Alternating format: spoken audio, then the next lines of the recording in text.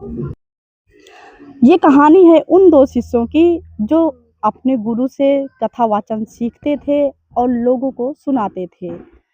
एक शिष्य था जिसकी कथा वाचन सुनकर लोग प्रसन्न होते थे, उसके कथा को सुनकर उसको वाहवाहियाँ देते थे, तालियाँ बजाते थे और प्रसन्न होते थे। लेकिन दूसरे शिष्य की कथा सुनकर लोग प्रसन्न नहीं होते थे, ना ही तालियाँ बजाते थे और उससे कहते थे कि पहला शिष्य बहुत अच्छी कथा करता है, जिससे वो दूसरा शिष्य उससे ईर्ष्या करने लगा और उस ईर्ष्या में उसने अपने गुरुजी से कहा, "गुरुजी, आप हम दोनों में भेदभाव करते हैं। आप उसे अच्छा ज्ञान देते हैं, तो वो अच्छी कथा वाचन करता है और आप मुझे वो ज्ञान नहीं देते हैं, जिससे मेरी कथा अच्छी नहीं रहती है।" तो गुरुजी ने कहा कि मैं तुमको एक कहानी सुनाता हूँ। गुरुजी ने कहा, एक रेगिस्तान से एक मुसाफिर गुजर रहा था और उसे बड़ी जोर की प्यास लगी थी। तो वहीं पास एक कुआँ मिल गया, जिसे देखकर वो बहुत प्रसन्न हुआ और उस कुएँ में वो मुसाफिर गया। मुसाफिर ने देखा कि कुएँ में पानी है और उस पानी को देखकर उसे बहुत प्रसन्नता हुई।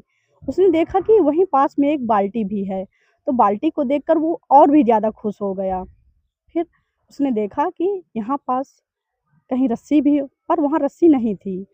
तो उसने बहुत देर तक वहाँ ढूँढा और उसे रस्सी नहीं मिली, तो थक हार कर वहाँ से चला गया। अब वहीं पास दूसरा मुसाफिर भी आया।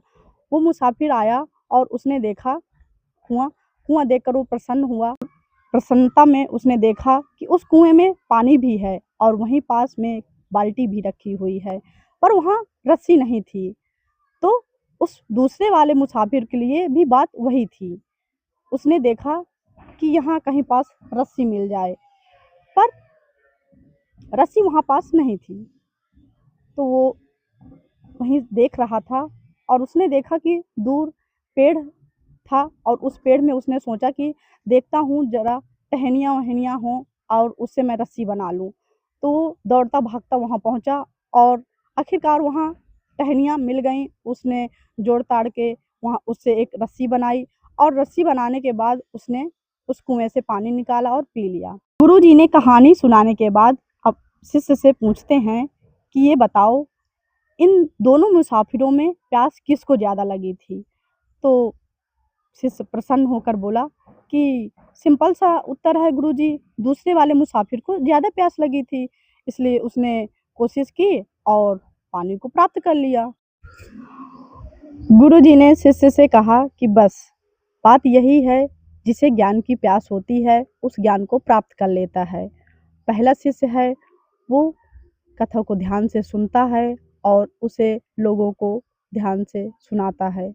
तुम ना ही तो कथा को ध्यान से सुनते हो और तुम्हारा मन हिरन की तरह घूमता रहता है। बस इसी वजह से तुम कथा अच्छी नहीं कर पाते हो। तो ये एक छोटी-सी कहानी बस हमें यही सीख देती है कि जो ज्ञान की प्यास रखता है, उस ज्ञान को प्राप्त कर लेता है और उसे सफलता मिल जाती है।